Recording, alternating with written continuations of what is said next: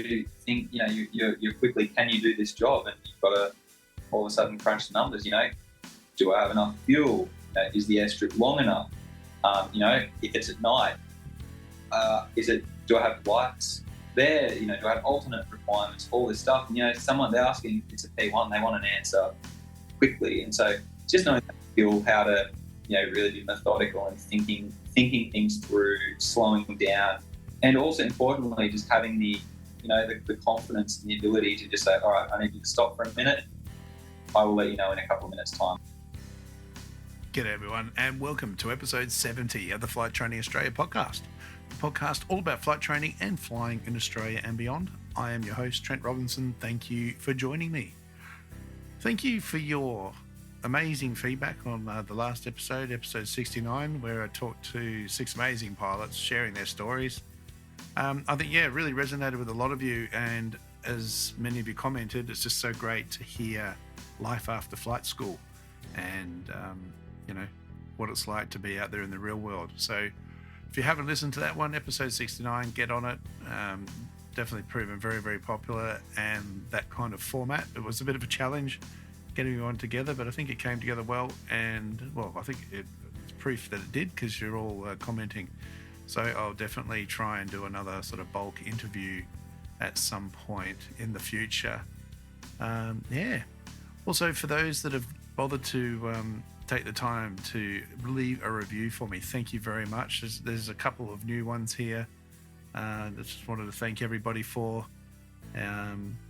One from Miss Morg's just been written. I have been listening in to the podcast since its early inception and have become an avid follower. It's terrific that Trent is offering his expert knowledge and hosting a diverse range of special guests with industry insight to give pilots from all walks of life a greater perspective of the aviation industry. I really enjoy listening and learning each week. And Bren Clark wrote, as a non-pilot exploring what actually is involved in attaining the qualification, I found Trent's podcast extremely helpful and informative. I can't get enough of his podcasts.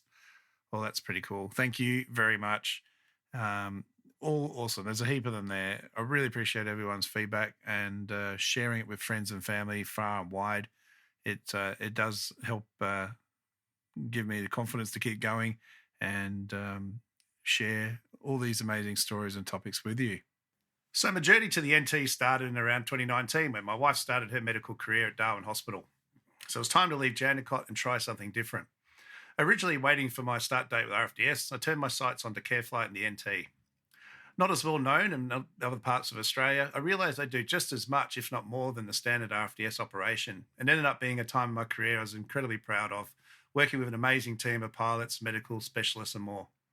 So to talk more about his career and a little bit about mine, what CareFlight's all about and flying an aeromedical operation, welcome to Senior Base Pilot in the NT, Angus McCleod. Mate, welcome to the podcast. Hey Trent, really good to be here and talk a little bit about what we do. Brilliant. All right, well, before we get to that, mate, let's just talk a bit about you. Yeah, so I'm actually originally from Brisbane, where I grew up. Not too far from Archfield Airport, actually. So I used to hear little 172s and Pipers buzzing over the house as they departed north towards the TV towers, out on some of the Nav Baxes and things like that. So that sort of sparked a little bit of an interest of it, and I actually ended up doing my pilot training out of Archfield Airport through the Group University program, which was doing my CPL throughout 2013 before making the move to the Northern Territory.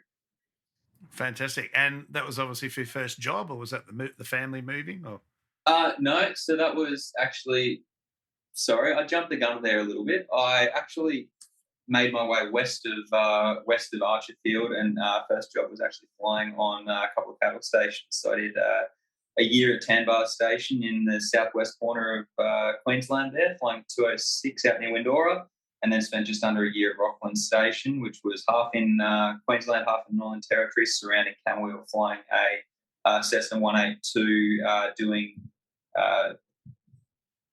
farm inspections, mustering, low-level work, all sorts of various different pieces, which was, a really exciting way to sort of leap into my flying career.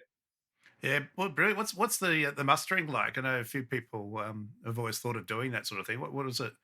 What's it like? There's a lot of learning on the job, I'm guessing.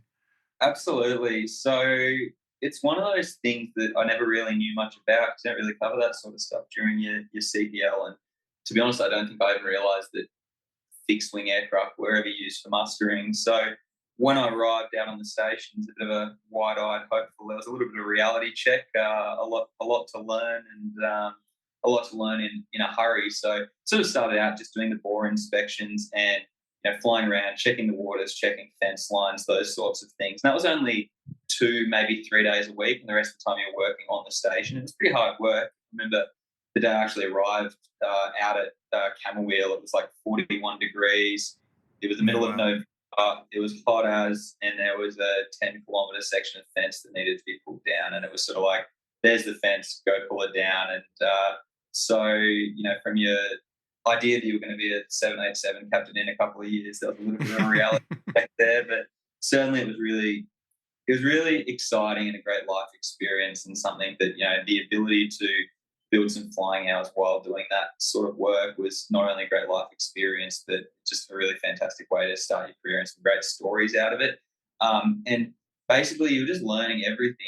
You'd finish university, you'd finish your CPL, and then all of a sudden just go out there and learn how windmills work and how to fence and how to muster cattle and things like that. So there's a lot of stuff on the ground at first, just learning how cattle operate, how they run, how you should be chasing them around on the ground or not before there's any point of getting into the plane and trying to do it. So there's a lot of sort of learning, and then you kind of got your toes dipped in a little bit, but they'd ask you to do some little bits and pieces, or can you do some spotting while the helicopters are mustering and things like that, sort of building up your experience. And as you get a little bit more experience and they feel more comfortable with your abilities not to, blow an entire muster, then you start being put into it. And sort of went from doing little bits and pieces at first to towards the end of my second year there, you were mustering for 3-4 days a week in the 182. And some of those days were pushing 7-8 hours in the aircraft each day. So it was tiring. You're down below 300 foot the entire time, but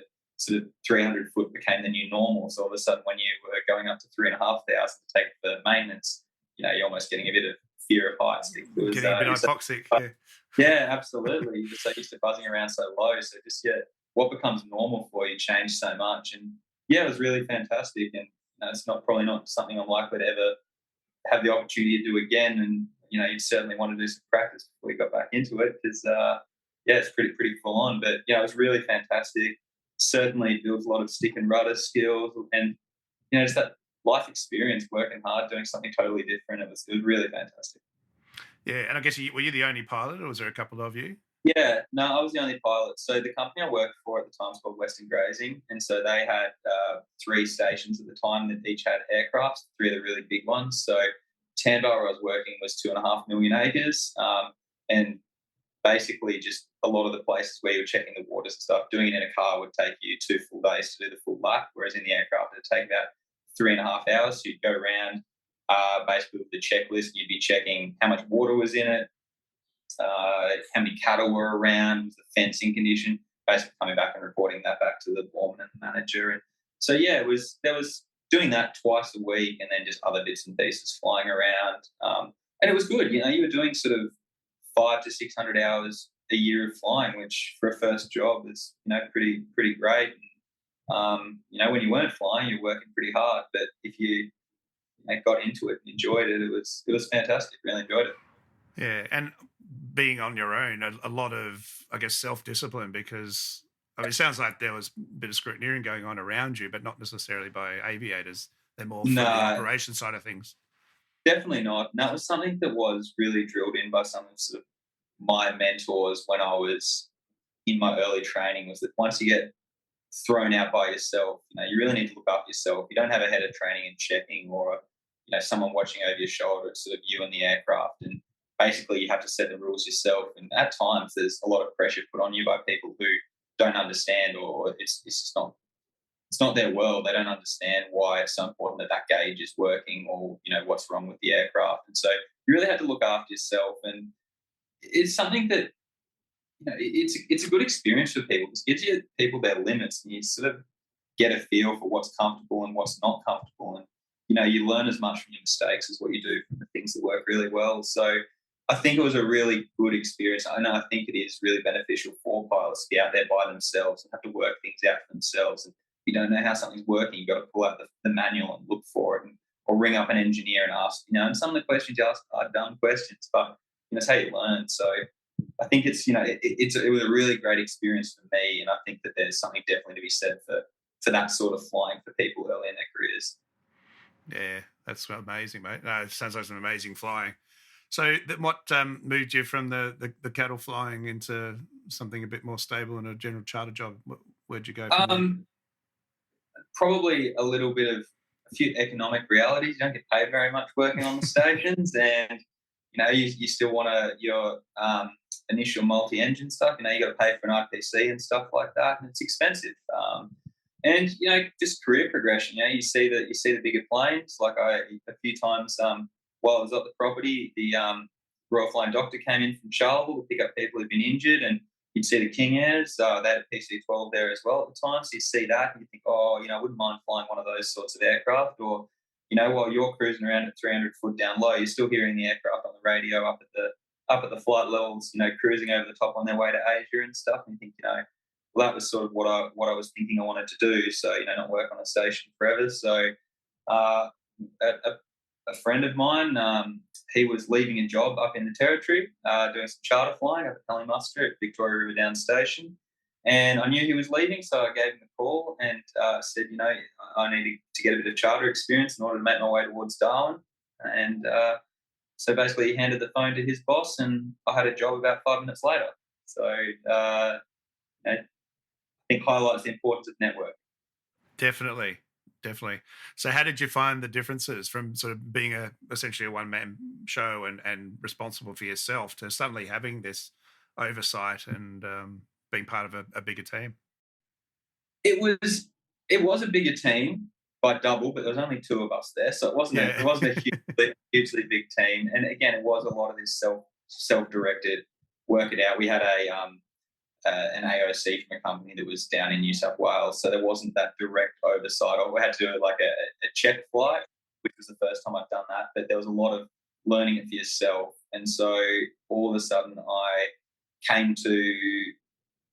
was at Victoria River Downs, and I remember going to Yarralin for the first time to do a patient travel flight, and all of a sudden there's all these new things like giving a safety brief to people, writing down a manifest, trying to organise your time, because from the station it was always taking off from one place, and you were always operating the same area, and all of a sudden you were doing these big long flights, and you actually had to start thinking about things like last light, weather, and how much fuel you had, because you were having to drop people in Catherine mostly for the day, waiting, and then taking them home. But all of a sudden when their appointments started to run a little bit long, even though it was still mid-afternoon, you had a couple of stops to do on the way home and a couple of 100 miles to fly, you were starting to push towards your last light time. So that was a new experience. Instead of the sort of the harder flying like on the station, there was all that sort of almost planning your day out, planning your flights, because you were min fuel, pushing last light, weather around those sorts of considerations, while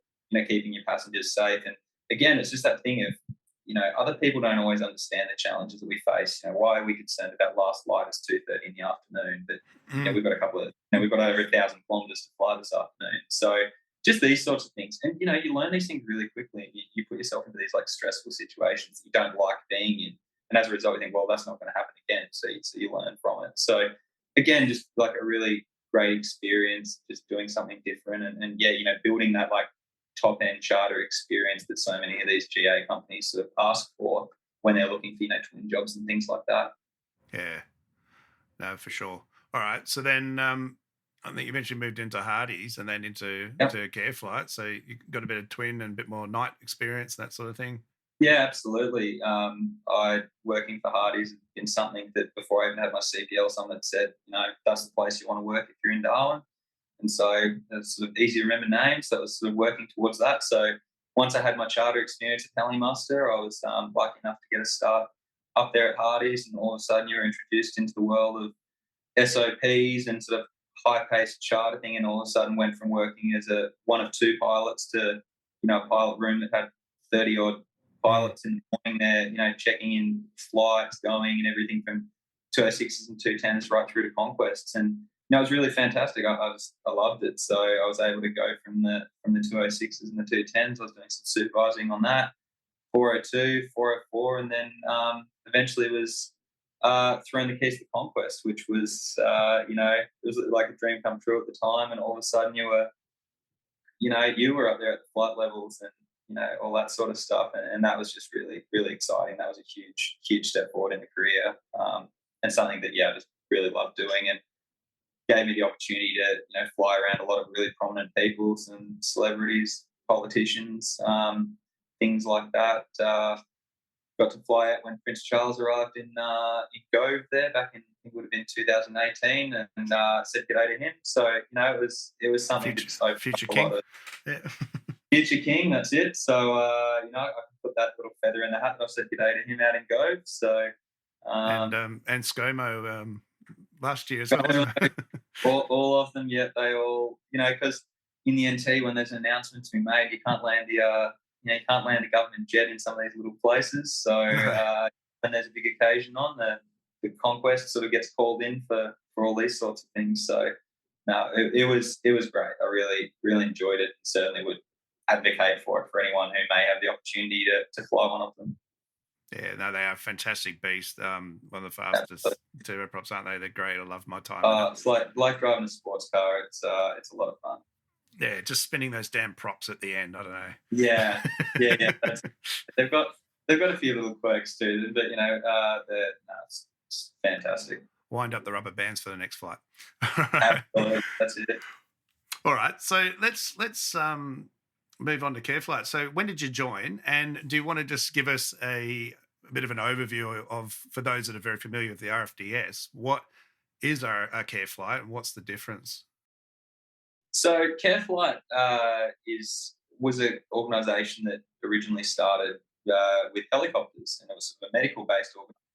So it was doctors who wanted to find a better way to transport people, and they decided with helicopters. So rather than being a sort of aviation company that found some medical people to fly, it was sort of the other way around. It was medical people who wanted to utilise aviation to get the best patient care. And so I started with a single helicopter in New South Wales, and since then has grown considerably. So for about the last touch over 10 years now, they've been in Darwin operating the top-end medical retrieval service, which uses 5 King Airs, an AW139 helicopter, and then a couple of jet aircraft, including the G150, to fly some critically sick and injured people around.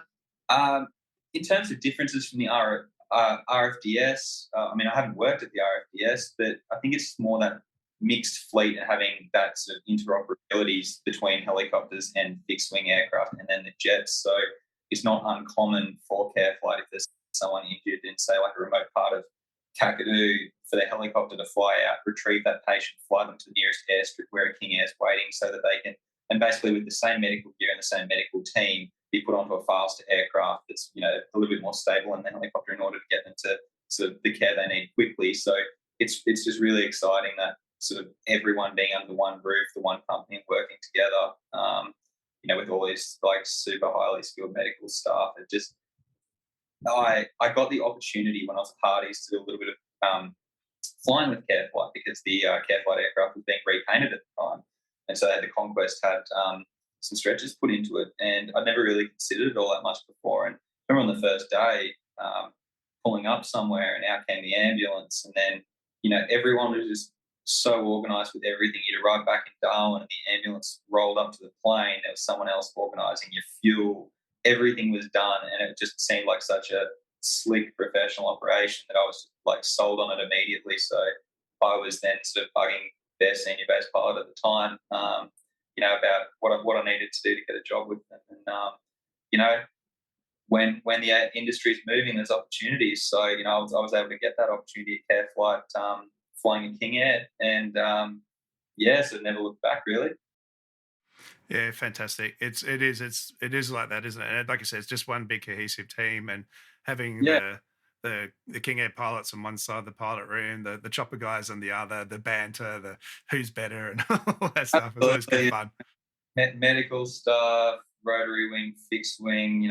It's like people get very serious very quickly when they need to, but it's also a lot of fun working with these people. And it's, it was really fantastic for me as a, younger guy who just really only ever worked in aviation to meet people from, different professions and, a bit of a reality check as well about, us pilots don't always know everything. There's actually some pretty smart people out there, and unfortunately, we're not always the smart ones. So, but no, it's great, and they're fun people to work with, and really professional. And yeah, it's a really fantastic vibe working in aeromedicine, I believe. Yeah, I think from a perspective of, as they say, like single pilot aeromedical is probably one of the most challenging jobs you can do. The pressure of everything going on, and there's no greater pressure than having someone dying potentially, if it's the P1 response, medevac, that, if you don't get in because of weather or something else, potentially they're going to die. And I don't think there's any greater pressure than that. But the biggest thing I always learned was their situation is theirs and their emergency is their emergency. Don't make it yours. You just do your job. If you can, you can. If you can't, there's just nothing that can be done about it. And Absolutely. It is a huge responsibility, isn't it? It's a huge responsibility. And as you said, it is a challenge, and it's something when you're new, you think, we must get there as fast as we possibly can, or, this person's life's in our hand. But you talk to the people who've been doing it a little bit longer, and certainly all the way that the training is built around is that the best thing that you can do for everyone involved is to just be really methodical with your SOPs, do it the same way, because there's no use in running out to the aircraft to try and get away 1 minute earlier than realising you've left your headset inside and having to go to get it. If you do it the same way every single time and just really act within the SOPs, stabilised approaches, just being really methodical, dotting your I's and crossing your T's, you actually get there consistently every time rather than, pushing it to do something silly. So certainly that's the way that CareFlight operates, and as senior base pilot, something that I really push. It's just being really methodical and doing it the right way the first time rather than, rushing or cutting corners, because it comes back to bite you really fast. And it's single pilot at night in the top end weather. It's would be considered quite a high risk sort of way of flying about. But, you do the training properly, you follow your SOPs, you escalate things when you need to, and, you manage those risks. And as a result, we've got a safety record that we're really proud of, and a really sort of active safety system, which is necessary for the sort of operation we're running. It is. And I think it was great. Well, I don't think I know, just the respect, I think, for us in our decision making, that ultimately, yes, this is a medical emergency, but if we say, look, it's just we can't, or not now, or later, or there's this and that or the other, the considerations, how well that was respected and solutions were found rather than that commercial pressure you'd kind of expect at a typical charter operation. I think so, and I think the important thing to remember is that it's not just you in the aircraft. You've got a nurse, you might have a doctor. What you do impacts them as well. So you have a real responsibility to yourself, to them, to your aircraft, to keep them safe at all times. So, it can be really tough, but at times the weather, you can't get in. If the weather's below the minimum, you can't get in, and that, may cause issues for someone. But that, unfortunately, is the reality of life. And so the best thing that we can do is look after ourselves, the medical crew, and what we'll do is we'll let's go into a holding pattern for a minute. Let's come up with a plan B. Is there another way we can approach this? Can we fly to another airport nearby that might have an instrument approach that they can be road transported to? Is this front going to pass? What can we do to get the job done? But we'll do it properly. We're not going to be, cutting corners. And at the end of the day, you've got an expensive aircraft. If you damage that doing something silly, trying to save one person, well, that aircraft's offline. You might have 10 people have issues for them as well. So you've got to really look at with this big picture. And there is a pressure at the time, but when the way that our organisation works and the way that we train people and expect people to operate is that we view the big picture in a really holistic way, and I think we do that really well. And I'm really proud of the pilots and the way they operate. Yeah, it's a really good team. Yeah, definitely.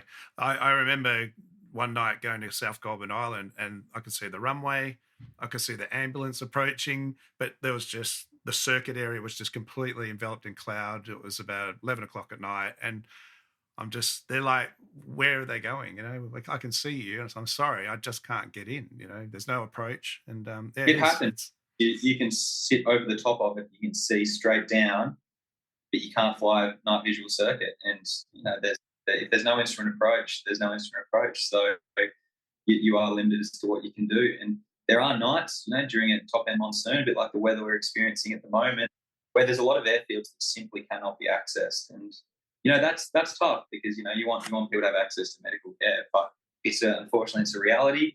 It's been the reality for as long as time can, and we can only do what we can do. So we just have to find another way. Maybe we take off and try and get there at first light, and we've got a few other options about getting into places. But there's always a way to make something work. It just sometimes takes a little bit of cool heads, sit back, let's have a think about this. What are our options? Yeah. All right. Well, look, let's go through a typical sort of a day. So the rostering is usually 2 day shifts, 2 night shifts.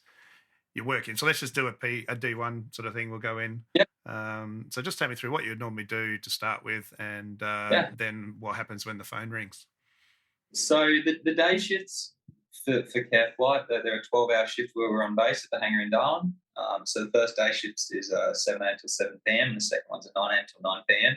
So on a typical day one shift, you're starting at 7 a.m. So for me, that looks like getting up and either going for a run or going to the gym or something like that, and then getting to work. Once you get to work there, you are checking over your weather, NOTAMs, or your MR, any MELs on the aircraft, things like that. That then feeds into doing what we call a shift risk assessment. So that looks at some of the things like the weather, the pilot's experience, i.e. if they're a brand new pilot, it's going to be considered slightly higher risk for the shift. Things like that, your fatigue, how many shifts you've been doing. And from that, what we get to is basically a risk score that we have for the shift. And then that goes to medical as well as logistics. And we say, today's it's a nice dry season day, it's a low risk day, we're good to go. Whereas on a day in which there is a big tropical low sitting right at the top, and I'd say, look, it's quite a high risk day today. So, when we're looking at some of these taskings, that'll be factored in, and for each individual task, we might actually need to look at it as to whether we're able to complete that safely. And so from that, we're going out, daily inspection of the aircraft, making sure that it's all good to go. So the aircraft are always sitting at operational readiness. They're sitting with standard fuel load, which enables us to get to almost every airfield without having to put any auxiliary fuel. But then it also doesn't have too much fuel on that we may be landing weight limited should we get a short tasking, because since CareFlight's area of operations is such a large area, we may get asked to go to Borroloola, which is 450 miles away, but we could also be asked to go to Delisaville, which is 5.5 miles away as well. So you're trying to have the aircraft in a situation in which it's sort of able to do both without too many delays. Yeah, I can remember sitting on the buddy taxiway at high idle, just trying to burn fuel and just get into Delisaville, then sit on the ground waiting, burn more fuel and just get home again. It's tricky, and you sort of fingers crossed that the patient's going to be light so that we can, don't have to burn off too much fuel. But that's just, the reality of it. It's such a diverse operation. So daily inspection, once that's all checked, we basically revert to going on a standby. So as I sort of touched on before, there's a big crew of people around, doctors, nurses, other pilots, logistics people, ground support, engineers. There's always someone to have a cup of coffee with or chew the fat. So it's certainly a very social place to work. But what we then do is each day we do like a daily brief that brings everyone together as well, and gives the opportunity, and basically the pilots will talk about what's going on with the weather for the day. Are there any limitations on the aircraft? Any NOTAMs that might affect the operation, such as, say, Groote Island is shut for blasting between 10 and 12. So we might just say, look, if we're going to go there, we might need to get onto the Aero in advance to let them know that we're coming in. And, everyone's always really good, with understanding what CareFlight is doing and things like that. But it's just a case of, those courtesy calls to let people know what you're planning on doing. Medical gives an update on all their medical equipment, are the planes ready and everything. And then, the opportunity for other people on the base to talk about things that need to be talked about. Not always mission essential. Sometimes just, we've got a barbecue on this Friday or something like that. So all the different random stuff that it's a really good way of bringing everyone together so that everyone starts the day on the same page, which I think is really important because it means that everyone has that like sort of team sense. And it's something that I'm certainly a big advocate for. From that, again, we're on standby. So for a typical tasking, we'd be sitting there on base, and you normally have logistics. Either if they see you there, they'll come and talk to you, and they'll normally give you a heads up saying, we've got a job come in. They'll normally tell you what priority the job is. So the priority of the job basically depends on the acuity of the patient, so how sick they might be or how urgent the time is to get to them. And based on that, we have our own individual sort of times that we're trying to hit in terms of a doors closed time. So the most urgent job being a priority 1 job, which is where someone is critically unwell and likely to die if they're not gotten to fairly quickly. We got 20 minutes to get doors closed, and that's not a hard time that you absolutely must be hitting that, but it's a target time to basically say we want to get going quickly, and that'll from there. And that's just not flight planning as well. Like sometimes there could be a baby, so we've got to load a cot, you've got to move a stretcher. There's a heap of medical gear to get on, so there's a lot to do in that 20 minutes. Exactly, that's it. So it's some jobs are really simple, and it's just you walk to the plane because the plane's set up at an operational readiness. But then, as you mentioned, there are things like with neonatal, like babies and things like that, where we're actually having to load the cot into the aircraft, and that cot weighs over 100 kilos, and so you've got a team of people that are out there, getting the aircraft set up. What medical gear do we need? Do we need to take blood? Now, in some rare cases, they're so unwell that we need a specialist from Royal Darwin Hospital, so there's a little bit of time for that person to get to the base. But so we've got a sort of a target that what we try to aim for, but there's that flexibility in knowing that jobs are different. Like you learn really quickly when you get into that medical stuff that no 2 patients are the same, and there's just so many different variables. And I mean, that's something that I think is really interesting about Aeromed. It's that way that you sort of blend the black and whiteness of aviation with this, medical sphere. And so Trent, with your wife being a doctor, all these, there's just so much to it. Trying to apply, just standard SOPs in the way that we do in aviation just doesn't quite work with medical stuff. And it's bringing those 2 such different areas together. And it's really interesting. It can be difficult, that they sometimes they clash head on with each other, but you make it work, and everyone working together. So we're working out what we need to do for this particular job, and once that's done, the plane goes out of the hangar, and we're good to go. But it does take a little bit of time. You've got to put in a flight plan. You've got to make sure your weight and balance is all checked. Our performance calculations for takeoff. Depending on the risk of the shift, a flight risk assessment. So it may be assessing, is this actually safe? Is this particular job safe to do? And 99% of the time it is, but it's still important to have that little bit of a mission pause to think about, what's happening here. And so what we then do once we're in the aircraft doors closed, we do what we call mission pause. So we just stop. We say, we are going to this airfield. It's going to take us 1 hour to get to. There might be a little bit of weather en route, or just talk about anything that needs to be discussed so that everyone pauses, slows the tempo down, make sure they've got their respective area all sorted, and then from there we can move on, knowing we're not going to have to, shut the engines down because we've forgotten something, or we're not on the same page about something. Or, one of the medical crew may have assumed the doctor had brought a piece of equipment and they haven't. So it's just that time to pause. Is everything sorted? Yes, it is. Okay, now we can focus on the flight. Yeah. Yeah, so you would get going, and from a P1, sometimes it's just the phone call comes in and we launch, but you might get turned back at the holding point. You could just get airborne, isn't it? It's just, you just don't really know what's happening. It's just got to respond like an ambulance would.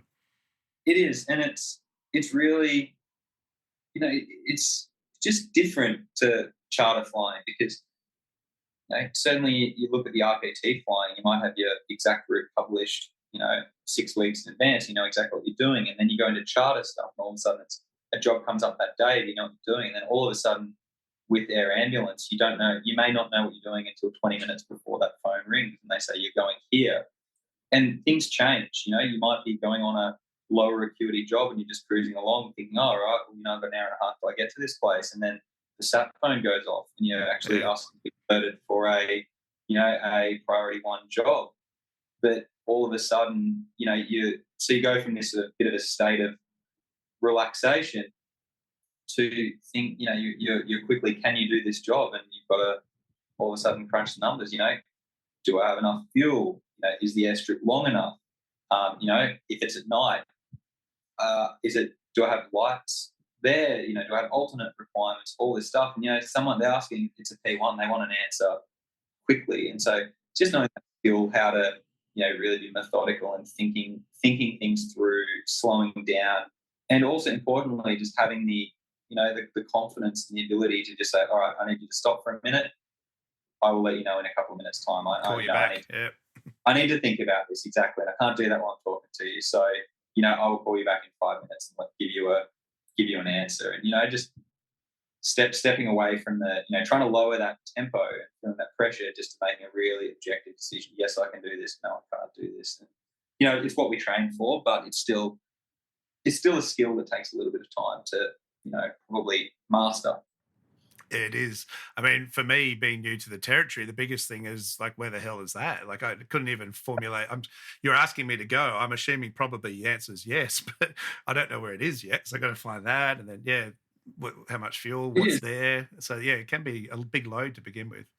It is, and it's something that certainly, coming from a background flying in the same sort of area when I was at parties, was a big advantage. So I knew where these places were, and I had an idea of, that airfield's a dirt airfield, or, that one has an instrument approach or lights or something. Whereas, you can't go to the AMSA and look a lot of these places up, because a lot of them don't have an AMSA entry. They're an ALA, or, they might not have anything. It may be that, we've actually had to go out and get the information from, say, the station owner or the Indigenous outstation ourselves. So, getting that info isn't quite as easy as it may be in a more built-up part of Australia. But I think that also sort of makes the job a bit more exciting as well. And that it is that, it's that really, I know it's almost a little bit wild, the flying, in that it's just different to what it would be in, those built-up parts of Australia, which is, really fantastic. Yeah. All right. So once you land, assuming there's no diversions, and you actually go where you plan, what happens once you get on the ground? And obviously then the interaction with the patient, and that starts. It's a little bit of a mix, like depending on the nature of the job. As mentioned, like we're talking about the one where we might be taking a cot before, that would likely involve going into a health clinic. So you would land and offload all the stuff, and the medical crew would go into the clinic to try and stabilise the patient before they bring them out to go. And in that case, as the pilot, we're there and having the plane essentially as ready as we possibly can. So when they're ready to go, we're the same to expedite things. But most common is retrievals where you're meeting at the airstrip. So, shut down, go out, you do a little bit of a walk around at the aircraft, make sure you haven't, say, hit any birds or any oil that's coming out of somewhere it shouldn't be. Just a general check over the aircraft. And then normally you'll signal for the ambulance to approach. The ambulance will come up, and the patient will come out, and depending on what's wrong with the patient, they may walk onto the plane, or maybe loading them via stretchers. So in that case, we'll be opening up the cargo door and working with the nurse. Normally, as the pilot, you'll be on the outside, so they'll disconnect the stretcher on the inside. We'll have the stretcher base all set up, and from there you work together as part of the team. So sort of they handle the medical stuff. We do a lot of the loading and things like that, and it's just one of those bits where you see it when you've got an experienced team working together. Everyone knows their place, what they need to do, and it's when you're new, you kind of feel like, I'm standing in the way here. I'm doing this, but they're doing that. Your roles and responsibilities, but you fall into it really quickly, and I need to be setting this up so that it's ready for when the nurse wants to get that stretcher out. And then from there, the nurse and doctor will normally assess the patient, load them up, put the stretcher on, close the cargo door, and ready to depart. Normally back to Darwin or Gove or Tyndall, wherever the patient's destined for. Yeah, and I think that's a good thing to talk about. Like people get a bit of idea. Like the aircraft is set up with a full medical registrar, doctor, like capable of intubations and all sorts of things. But whilst being essentially a flying hospital, it's not really wanted to be used like that, is it? They really, we would sometimes sit on the ground for maybe half an hour with everything running, just stabilizing the patient if it can't be done at the clinic before we go anywhere, because, you know, they don't want to be doing that stuff in flight. Absolutely. And that's one of the things that you get exposure to really early, is that medical needs often change. And for some injuries, if someone's, say, got like a punctured lung, well, you can't take off in an aircraft and have the pressurization changing in the aircraft, because their lung may start to expand inside their body, or if they've got an issue with their brain, you don't want it to swell with the changing air pressures. But at the same time, you also need to get them to hospital. So you sort of want to be able to get going as quick as possible, but you're not able to actually depart until the medical crew says, yes, we're good to go. And so it's that challenge between how quickly do you want to get them going versus how stable are they. And as you would know very well here in the Territory, it might be 42 degrees and flies going. And so maybe you need to get those engines turning so you can get the air conditioner running and power to some of the equipment and things like that, so that you are ready to go and the medical crew can do what they need to do. And it's really interesting because, yes, the aircraft is set up, but, you know, the patient's not always quite ready, or you may have thought you were going for one job, but then you get diverted in flight for something totally different. And, you know, even there's been situations where I've been on the ground in one place for one, you know, relatively lowish acuity patient, and then all of a sudden the phone rings, we're bringing out someone who is really, really unwell right now, and all of a sudden the medical crew is scrambling to swap over their medical gear. You know, they have to swap around was the patient on the back stretch or the front stretch. We've got to swap this around. We need to get the equipment off there and ready. And, you know, you're watching a team work together in these sort of, you know, crew resource management principles. And, you know, while often they're aimed towards, you know, a multi-crew airline environment, certainly at CareFlight we do a lot of training, and you see it in action, the way that medical, aviators, logistics all works together. And, you know, if one area isn't doing their part, it doesn't run smoothly. But when everyone's working together, things work really well, and you get some really intelligent people work together. It's pretty surprising, you know, how well it's going.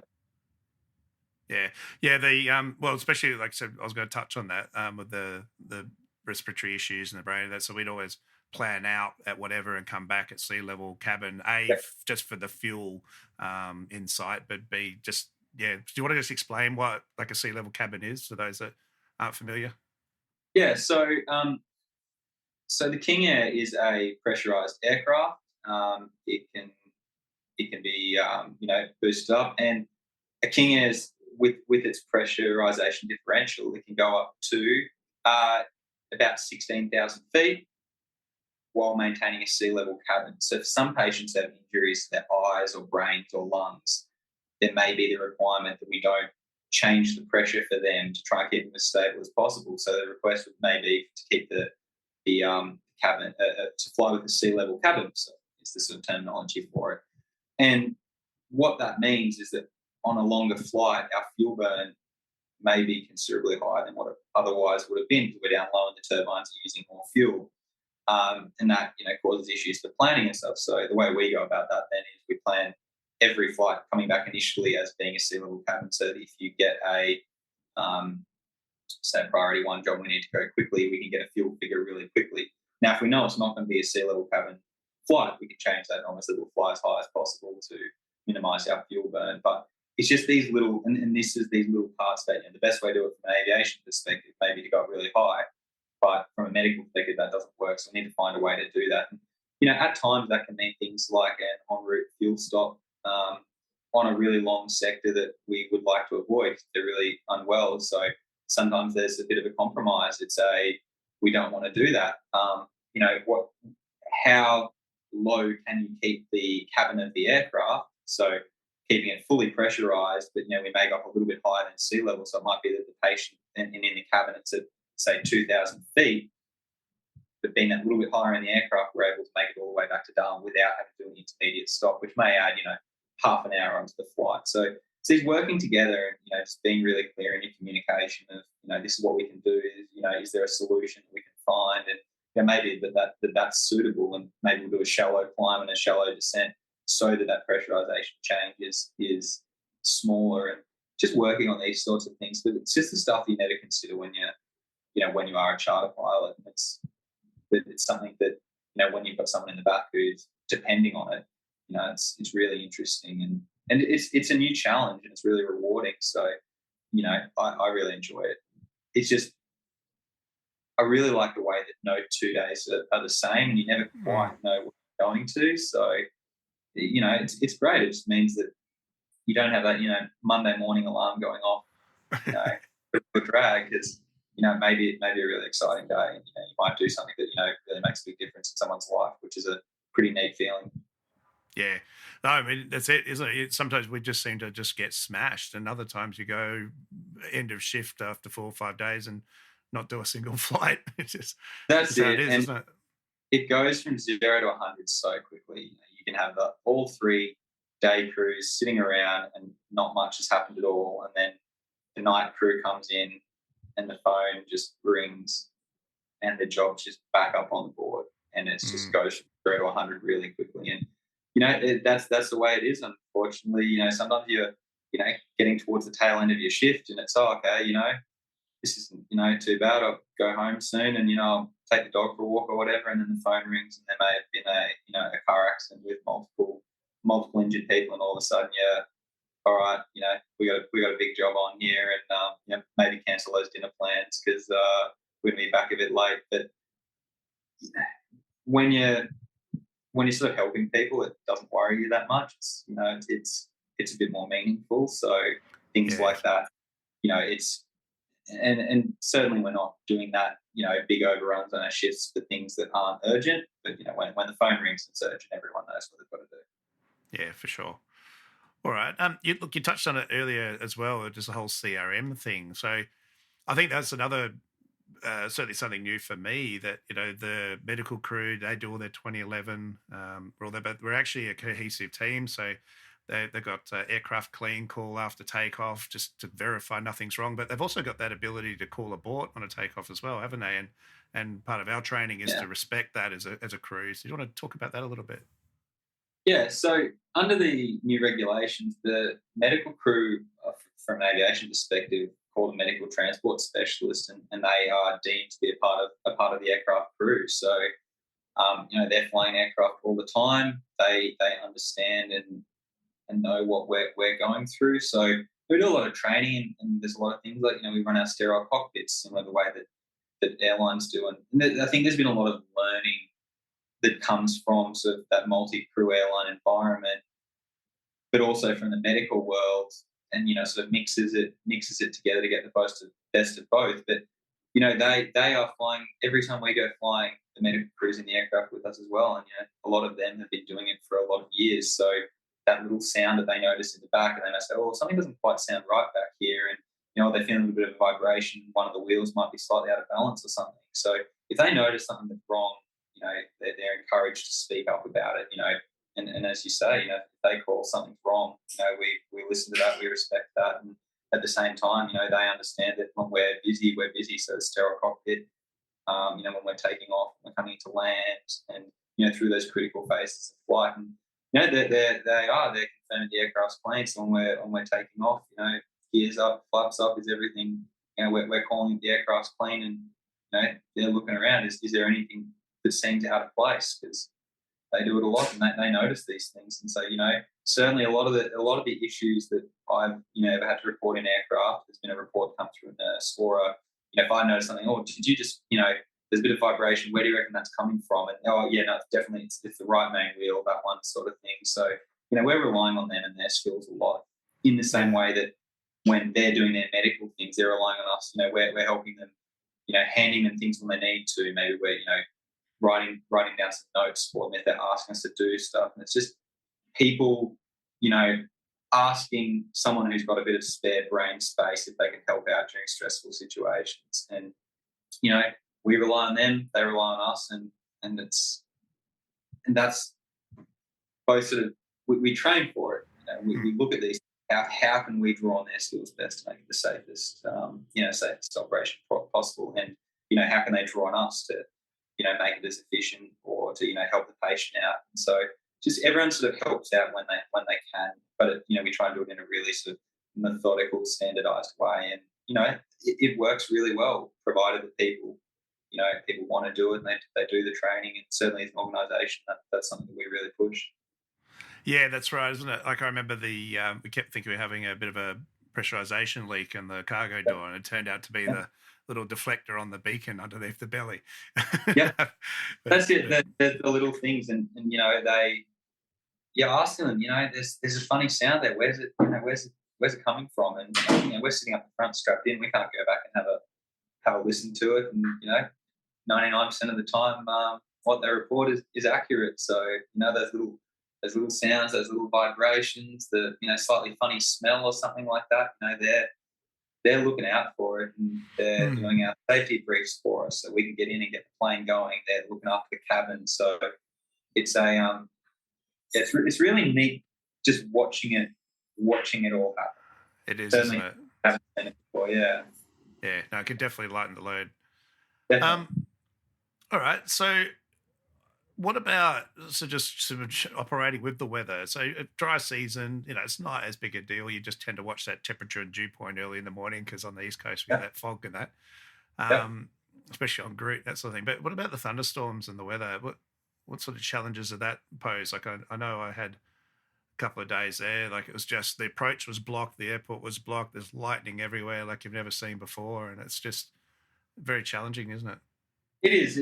It's a challenge, and the King is set up really well. It's got all the de-icing equipment. It's got a really good weather radar in it. We set ourselves up as best as possible to manage the weather, but as you mentioned, with thunderstorms and the like, there's nothing that you can do about that. If there's a thunderstorm sitting over an airfield, you're not going to be able to land there. All we can do is manage it as best as possible. Have we got our holding fuel? Is there another way we can do it? Can we, there's a big storm overhead at the moment, let's delay by half an hour. And there's no point in going there and holding for half an hour. Maybe we just hold on the ground for half an hour, and then we'll go and do it. And, one thing that I'm sure you would understand as well is that in the top end, these weather systems tend to move very quickly. They're intense, but they come and go fairly quickly. It's rare to get a squall that's several hundred kilometres long, whereas you might get patchy storms everywhere. So it's just a case of having the fuel on board, being prepared, what's our plan B, all these sorts of things to manage it. And sometimes you just have to say, I cannot go at the moment, we need to wait, because, not only do we not want to fly in the thunderstorms, but it's not much good for a critically ill patient to be getting thrown around in turbulence or scared out of their wits by lightning and rough weather and things. So, we've got aircraft. It's no good if an aircraft gets struck by lightning, because that'll be offline and cost a lot of money, and then that plane's not available to help other people. So it's just about managing it, drawing a bit on that experience. We do, when there's pilots who are coming who don't have much of a background flying in the tropics, spending that bit more time training in some of those wet season operations, because they may get join the company in April and not see a thunderstorm for their first 6 months.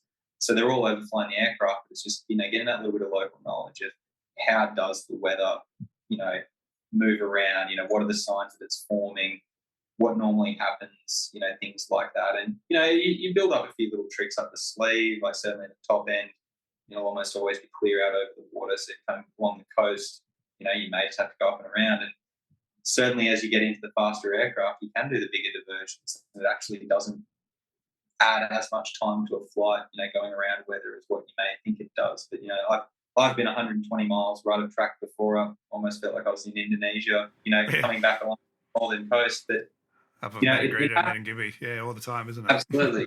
It happens, and you just get used to it. It's a reality of flying in the top end. But once you get a bit of experience with it, it's something to be wary of, and you understand, that the risks involved. But it's just something that can be managed. We manage it on a daily basis. So just something that comes with experience, I think. Yeah, I think that's one of the things that was most impressionable to me in my time there, and something I've definitely carried through in my training and examining now is the power of a checklist and that for single pilot operation, especially under those high times of pressure and duress, something that Theo, g'day mate, big listener of the podcast, really pushed. It's the single stopgap measure between making a mistake and skipping something. And you can go, pitch, power, trim, gear, flaps, whatever, and think you did it because you did it last flight. And then you look and you go, oh, shit, actually, I missed that. So it's not just click, we've got the electronic checklist on the MFD there. It's not just clicking through it, actually confirm those key items have been done. Otherwise, you're going to make mistakes. It's 3 a.m. in the morning. You're tired. It's been stressful potentially. This is where mistakes. Absolutely. And it's one of those things that there's no point of doing the checklist if you're not going to do it properly. So, there's no point in clicking a button saying, yep, done, if it's not done. But you are single pilot. There's no one watching. So if you're not doing it, there's no one there necessarily to, say you didn't do this properly. But you'll go for your line check. You'll go to the sim. You might go for your next job interview and check. And that's the professionalism and what you do when you're by yourself. That does reflect with when you're flying with other people and what they see. And it's pretty embarrassing if you do something silly that should have been captured in a checklist because someone says, well, it's in the checklist, why didn't you do it? So the best way for pilots to avoid being in that situation is just to do the checklist properly. Saves it, but taking that extra couple of seconds to do it properly, could save a lot of money, a lot of embarrassment, that sort of stuff. So certainly our training team pushes that in a big way, and certainly something that I think that, right from pilots who are starting their career, don't cut corners, do it right the first time. You will save yourself a lot of embarrassment and a lot of issues going forward. And, safety stuff, you may save your life by doing it properly. So, it's one of those things. Do it properly the first time, and checklists, these are the way that you do that. Yeah. So moving on to then check-in training sort of thing. So how does CareFlight pilots, or how does CareFlight help the pilots maintain currency in emergency procedures and things? You mentioned the sim there. So how does all that process work? We utilise the AMSA simulator at Maroochydore, which is a Proline 21 B200 King Air, which is exactly the same as what we operate. So we're going to the sim twice a year. So it'll be 2 practice sims and then a check. So it'll be an IPC for one check and an OPC for the other. And, one thing that we do is that because we fly all around the Northern Territory all the time, it's easy to get familiar with it. So often with the checks, your checks will actually be in, say, something like Armidale in New South Wales where there's terrain and things like that we don't actually experience that often in the NT. So sort of, making sure that, yes, we're a CareFlight pilot in the NT, but you've still got a license that could allow you to fly anywhere. So it's, making sure that you're really well-rounded and professional as a pilot. Basically, in those sims, we're running through all sorts of different things from, your zero viz operations, or not zero viz, minimum viz operations. Pretty much. Yeah. Like in the sim, 550 metres. Yeah, exactly. So, V1 cuts, engine failures, rapid depressurizations, things like that, the sort of stuff that you can't practice in an aircraft, but, can happen. You've got your checklists and stuff. And doing it in a sim just adds that. It makes it really realistic. That engine can catch on fire at V1, which you just cannot simulate in an aircraft, accurately or safely. And, working through that and the way they run it is normally it'll be, you're taking off with, patient 1 is 80 kilos, patient 2 is this, and you're going from, Darwin to Catherine. Of course, when your engine catches fire at V1 with minimum, viz and cloud-based takeoff, we're not going to be able to get back into Darwin based off that. So, you're planning a diversion somewhere, you're taking off, you're having to manage the failure, flying it out, and just being really methodical and going through that. Once you're up at safe heights, you're working through your checklist and getting to the point.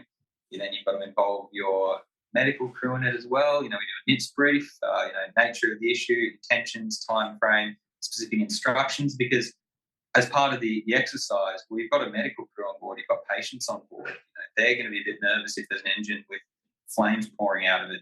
So, working through it with them as well, making a decision where you're going to divert to, is that appropriate with the current weather? And, running right through from an engine fire, there's none of this like takeoff sequence complete. That's right. You run through it and make it really realistic. And it puts you through your paces, you feel mentally drained at the end of the sim session. It's tough, not tough because someone's out. It's just, if you were having that day in real life, that would be, you'd be having a pretty bad day. So, but knowing that you can do it in the sim and understanding it, it removes that shock factor if something does happen. So, the training, it tells you if you have an issue, we're not playing with checklists, we're not doing anything until we're above low safe altitude. And, some of it means just sitting on your hands, flying the aircraft, that real aviate, navigate, communicate piece, and working through that. But you do it over and over again, and you get to a point where it becomes really normal, so that when you are in an emergency situation, you're not panicking and trying to adding to the problem, push a button, any problem, so that's something that's really beneficial, and it's something that as all pilots will progress with their career, they'll start going to sims and things, and it is a step up from doing aircraft based training, but it's something that also probably adds to your skills further, and you can make these issues far more realistic than what you can achieve in an aircraft. Yeah. And I think one of the key things as well is that pretty much outside it's dark all the time. We're always training night ops because A, we did a lot of it, but B, if you can do it in the dark, you can do it in the daylight. And especially with the territory, like I've flown in some dark places in WA, but I don't know, it just seems to be darker than anywhere I've ever been. Yeah, and doing those night circling approaches. It is, and it's it depends on a full moon. Sometimes it feels like you're flying around the day. It's so bright you can see everything, and then there's other nights where you can't see the engine out the window right next to you. It's so dark, and so it's a challenge. And at the back of the clock, you can be tired. You manage your fatigue as best as possible, but I think it's impossible not to be tired at 3 o'clock in the morning, where you may be asked to do a night circle into a dirt strip with sort of fairly dim solar lights. But it's what your training's for, it's what your procedures are for, and it's most importantly, you've got your stabilised approach criteria. If you're not happy with it on base, you go around, we'll come back and have another go at it.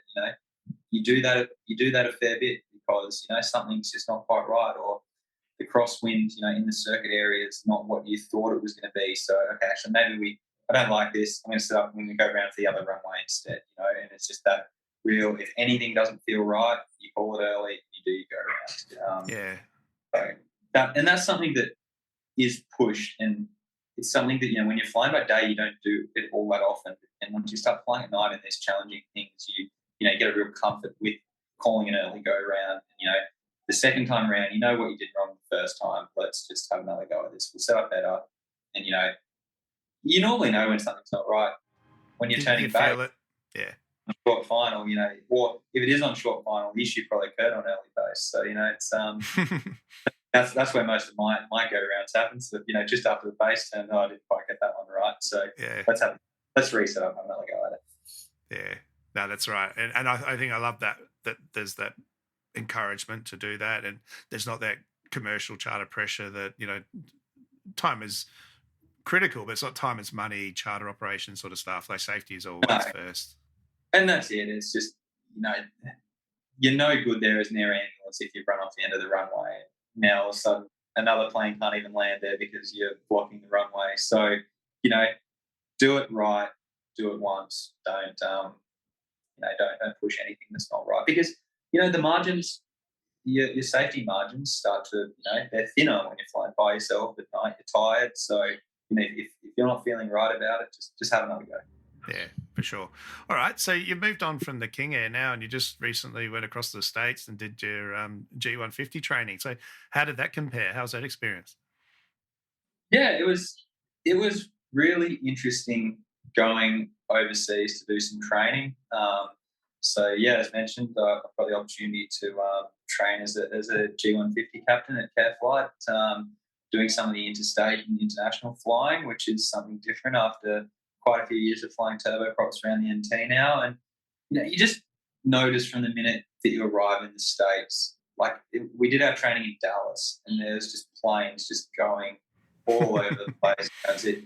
This huge city, lots of smog, lots of aircraft and car noises. And, used to little old Darwin with 100,000 people, and all of a sudden there's just everything. Certainly, flight safety, where we did the sim training, was just, it was enormous. 24 simulators in the centre there, all sorts of different corporate aviation aircraft, Gulfstreams, Falcons, Challengers, all that stuff. And there's just pilots from all over the world. So in our training, we had one Texan in it, we had 2 Brazilians, and then another CareFlight pilot, myself. And it just, doing the training over there was really different. You had the American plates using the TERT stuff rather than the pan ops, and different terminologies. Viz is 3/4 mile, and like, God, what the hell's 3/4 mile here? These, sort of slightly different American ops, and but it was really fun, and it was good to do something else. The G150 is also a Proline 21 machine, so the avionics setup is the same as what we've got in the King Air, or some very minor differences. So that helped, and certainly it's a big step up in terms of speed. So you just really notice that when you take off, that thing's hauling pretty fast. But it's a stable plane to fly. It's obviously designed for much longer runways, instrument approaches. You'll not be doing a night circle in a G150 into a remote airstrip. But I found it really rewarding to just be doing something different, and just a new skill and a new challenge.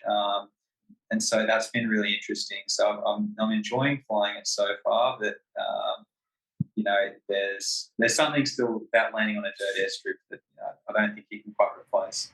No, I agree. It is like nothing else, especially once, like I remember Kildare landing there, and you go full reverse, and you're just enveloped in a shroud of bull dust, and the runway disappears, and you just pull up and hope that it's still in front of you when it all settles. It's incredible, isn't it?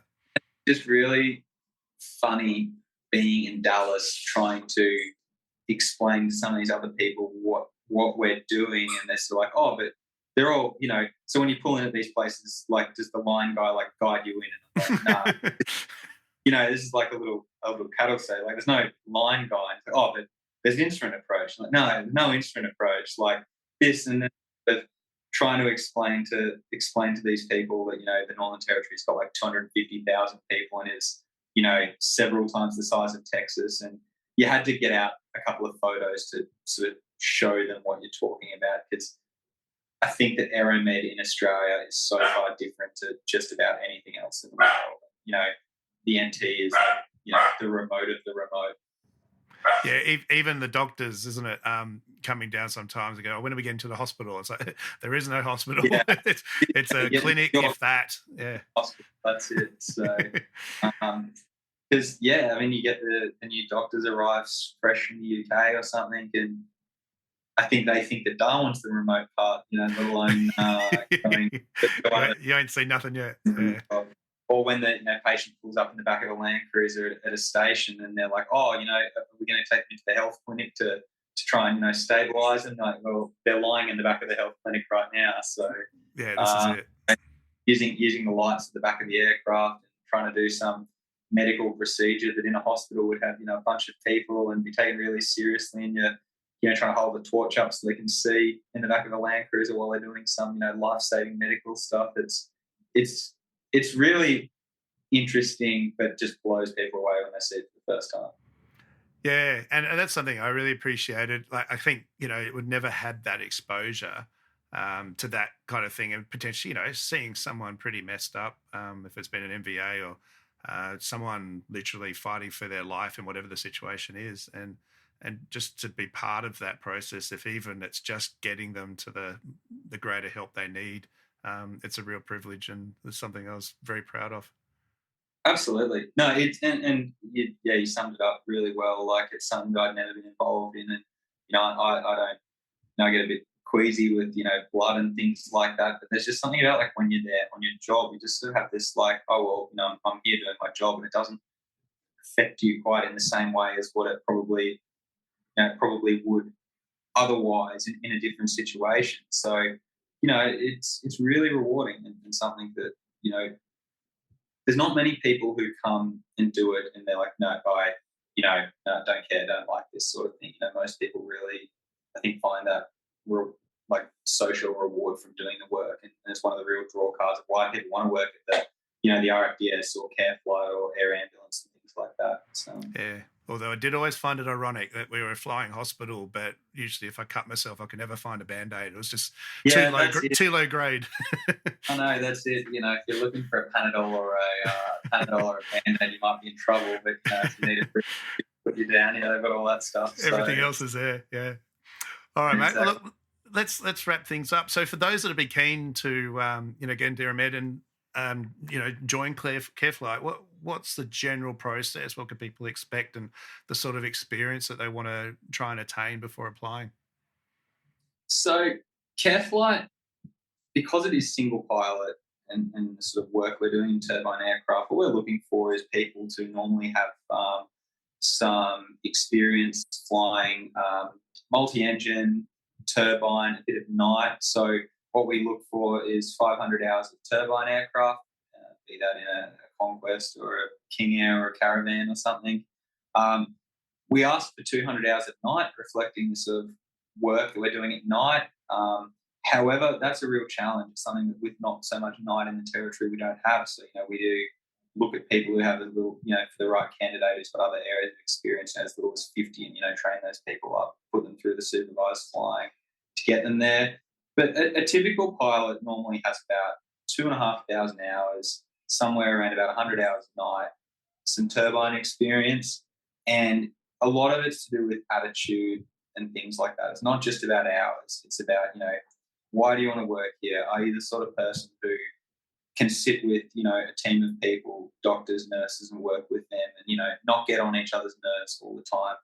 Real sort of team attitude. So that's something we really look at, some of those like non-technical skills.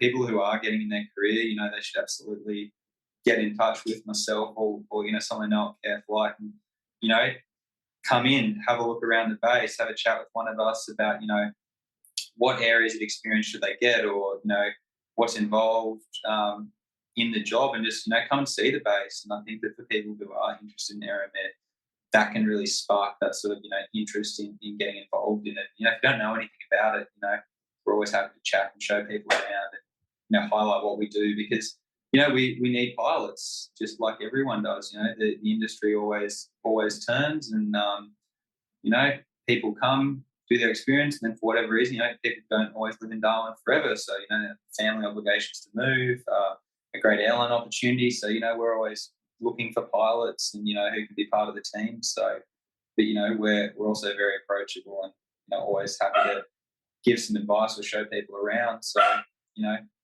I would hope that if you're interested, get in touch. I'm always happy to chat.